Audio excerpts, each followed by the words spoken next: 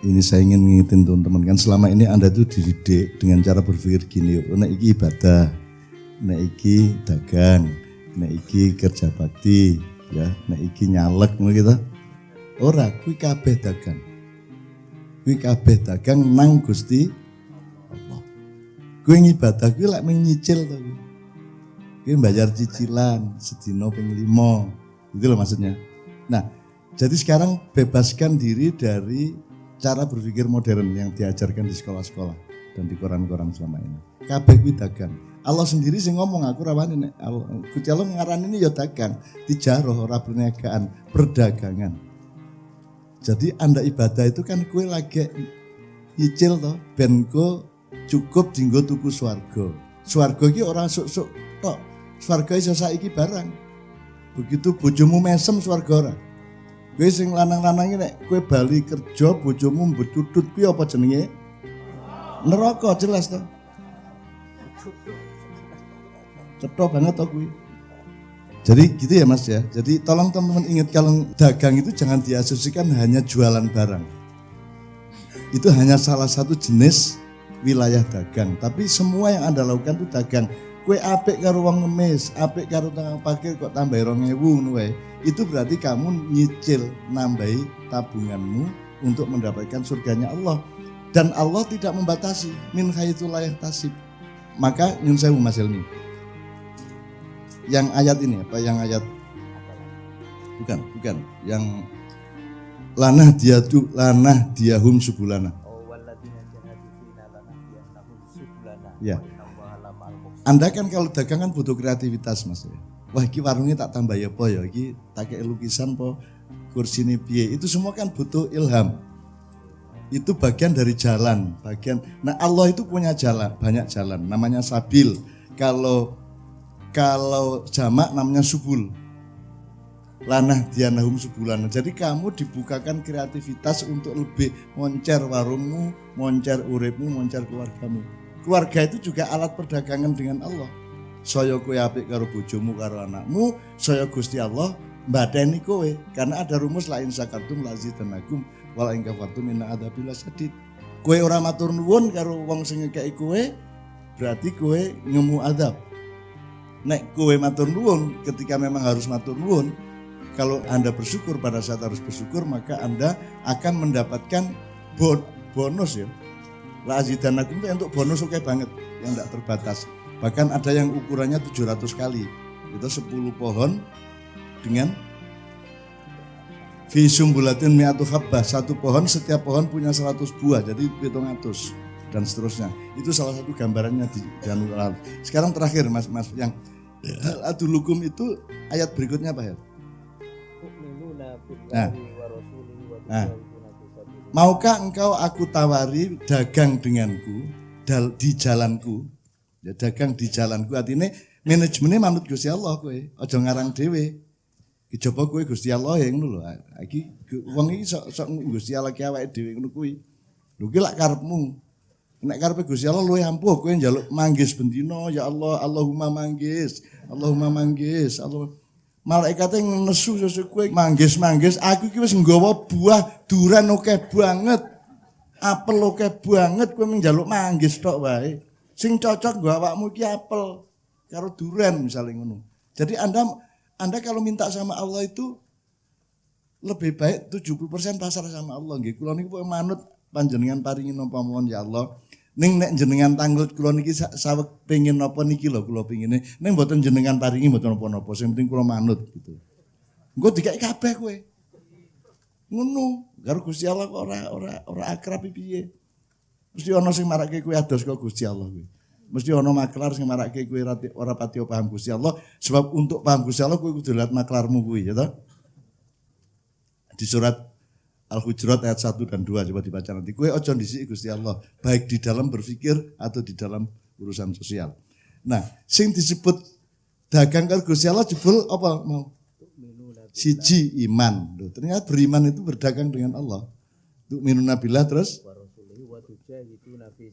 Nah, satu beriman kepada Allah dan Rasul. Nek kowe beriman kepada Allah ya ora entuk ora jujur, ora entuk ora transparan, ojo selintat-selintut, ojo selingkah-selingkuh, ya toh. Ojo nggawe perusahaan dalam perusahaan.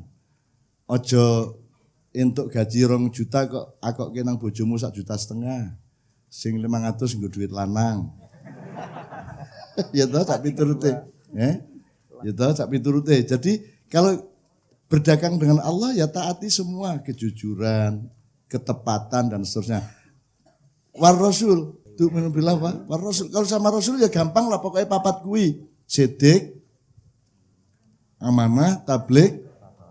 Sidik artinya gampang. Sidik iki pokoknya nek kowe kondo 5 kilo ya 5 kilo ngono wae. Nek ora berarti ora sidik kowe. Nek kowe kondo iki kowe kula saged njahit niki seminggu ya seminggu. Gitu loh. Aja 8 dino, aja 9 dino. Itu namanya sidik. Ngono wae gampang. Semua itu terkait. Kan semua itu perdagangan dengan Allah, ya. Terus nanti apa? Bar kuwi tabligh itu sesuatu yang disampaikan.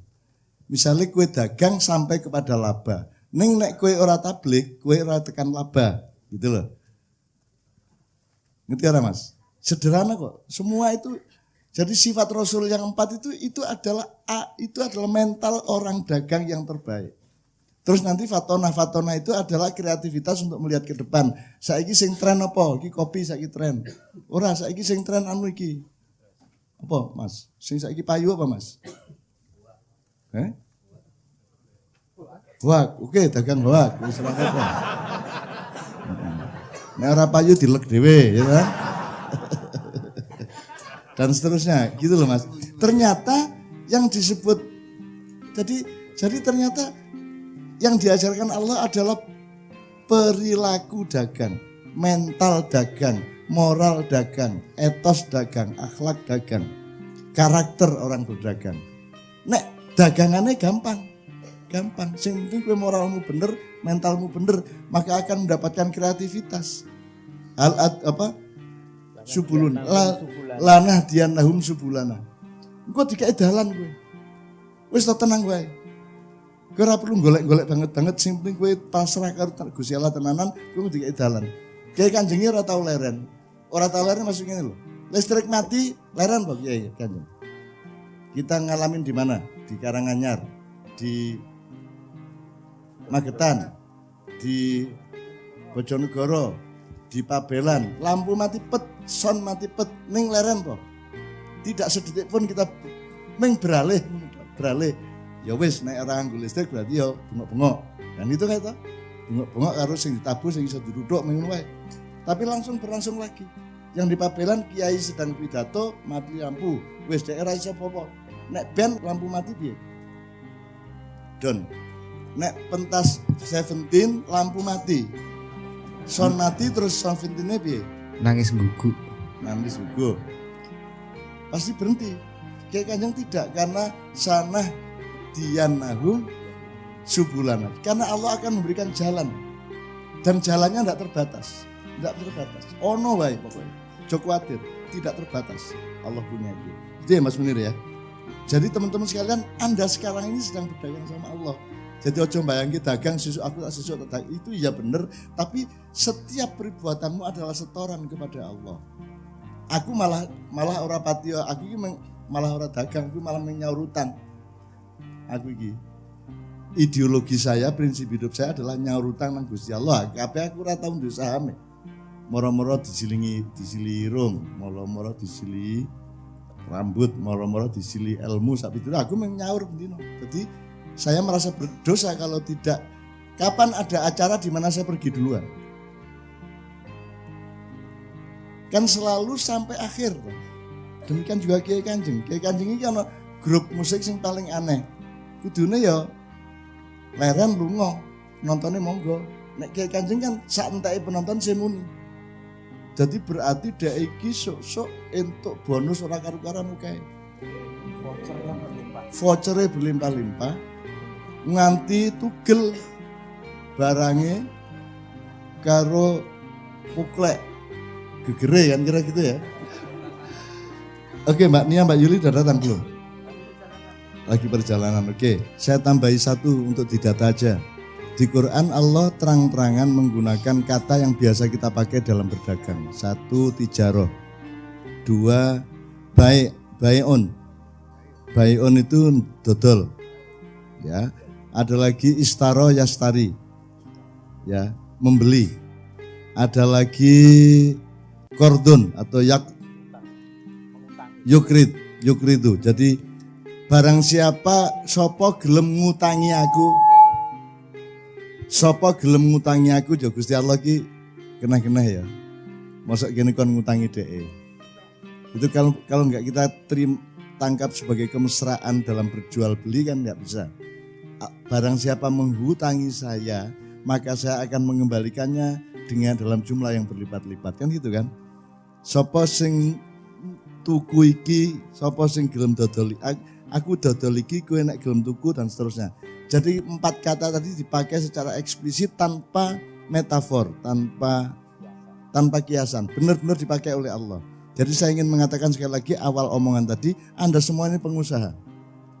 Jadikanlah setiap perbuatan Anda itu adalah usaha untuk membayar kepada Allah. Sehingga Anda akan mendapatkan, akan didoli, nak cara Jawa nih. Didoli ini bahasa Indonesianya apa Mas? Nek dilayani kan ya dilayani, nek didoli. Rano toh? Didoli. Dijuali, ya enggak cocok. Nek didoli gampang. Nek didoli karo Gusti Allah belum ada. Ngurus bahasa didoli. Jadi kula tumbas lajeng kula didoli toh. Didoli itu enggak ada. Di Quran ada gitu. Jadi kowe ngopo wae sithik wae jebul kowe iki investasi, jebul kowe iki bayar nang Gusti Allah. Sok-sok kowe dikain berlipat-lipat mesti. Dan ora perlu sesuk kadang-kadang langsung. Kadang-kadang langsung gitu. Oke, misalnya ya.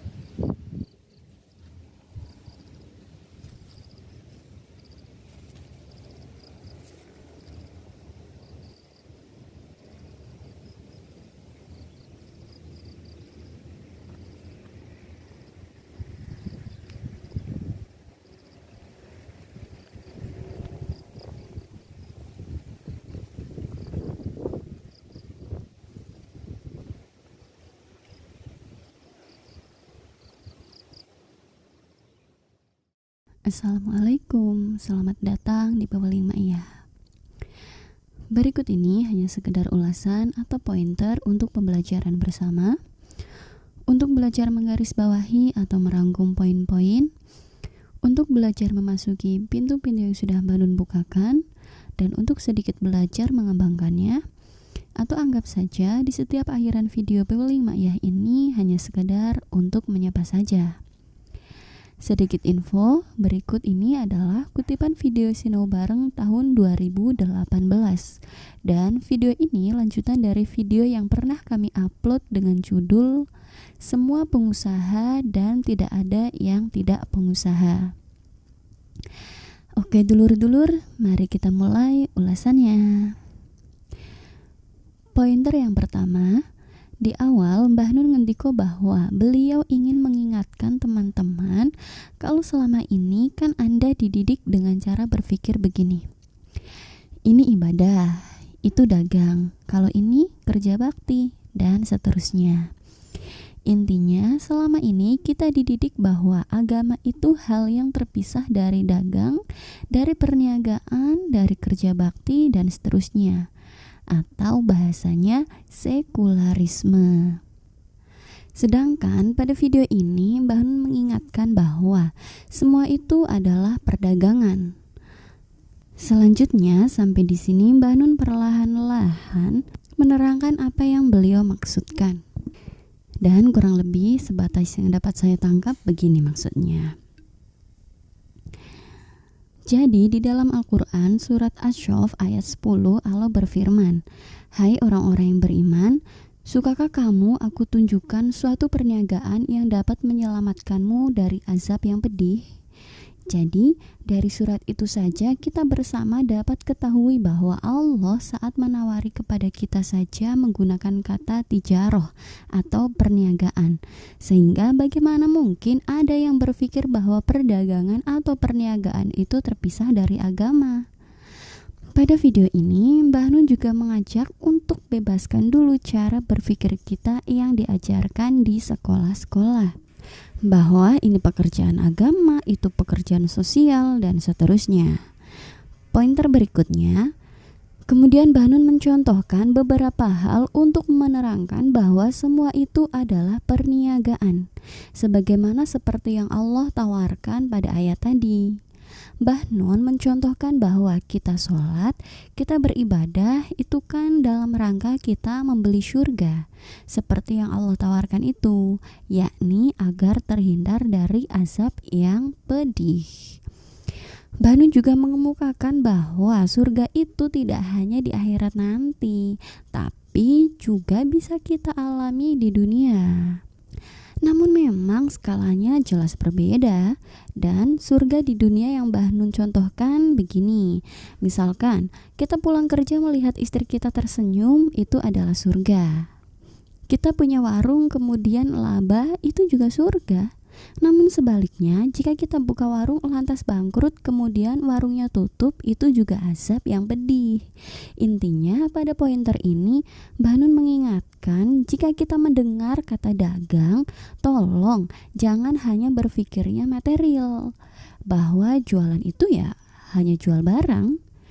Memanglah benar itu juga dagang, namun itu hanya salah satu jenis wilayah dagang. Karena dagang itu sangat luas. Semua apa yang kita lakukan itu adalah dalam rangka kita berdagang kepada Allah. Misalkan kita berbuat baik tanpa imbalan, itu adalah bentuk dari kita sedang nyicil atau sedang menabung. Pointer selanjutnya, dari ayat tadi kemudian Mbah Nun menarik garis lurus kepada surat Al-Ankabut ayat 69. Dan orang-orang yang berjihad untuk mencari keridhaan kami, benar-benar akan kami tunjukkan kepada mereka jalan-jalan kami. Dan sesungguhnya Allah benar-benar beserta orang-orang yang berbuat baik. Jadi pada pointer ini sebatas yang dapat saya tangkap kurang lebih begini maksudnya. Misalkan jika kita berdagang itu kan pastilah membutuhkan yang namanya kreativitas. Contohnya, di warung ditambahi lukisan, hiasan, AC, dan seterusnya supaya pengunjung nyaman. Intinya jika kita berdagang, pastilah kreativitas itu hal yang amat sangat penting. Entah menunya lah yang dikreatifi, entah warungnya, entah dagangannya, pokoknya intinya berdagang pasti butuh kreativitas. Sehingga tidak heran kadang kita jumpai bahwa orang-orang yang berdagang itu mereka orangnya biasanya kreatif-kreatif. Karena kreatif dan dagang itu adalah satu kesatuan. Bahkan sebelum kita memulai berdagang saja rasa-rasanya kreativitas itu amat sangat dibutuhkan. Misalkan kita mau usaha apa ya? Itu kan butuh kreativitas. Bahkan untuk terus bertahan juga butuh kreativitas. Misalkan mengikuti perkembangan pasar dan seterusnya. Sampai sini, maka sangat jelas kiranya kenapa Mbah Nun menarik garis dari ayat sebelumnya kepada ayat ini. Karena pada ayat sebelumnya itu perihal dagang, sedangkan ayat ini perihal kreativitas. Jadi kan tadi Mbah Nun ngendiko bahwa perbuatan baik itu adalah tabungan yang akan dipergunakan untuk berdagang kepada Allah. Dan dalam perniagaan itu butuh yang namanya kreatif atau butuh jalan. Nah, dalam surat Al-Ankabut ini Allah berjanji akan menawarkan jalan. Contohnya begini. Misalkan kita sudah buntu nih, mau usaha apa? Nah, Allah menunjukkan jalan. Allah mengilhami kita untuk usaha apa. Atau misalnya juga, apabila kita sudah memulai usaha, maka Allah juga akan mengilhami kita untuk selalu menemukan kreativitas. Namun memang, untuk mendapatkan jalan kreativitas ini juga ada syaratnya atau ada kriterianya untuk bisa mendapatkan jalan, yakni jihad di jalan Allah. Nah, jihad di jalan Allah itu sudah pasti banyak tafsirannya, namun intinya kurang lebih adalah perbuatan baik. Sebagaimana juga yang tertera pada akhiran kalimat pada ayat itu, yakni Allah bersama orang-orang yang berbuat baik. Misalkan kalau dagang ya yang jujur, yang amanah, yang sidik.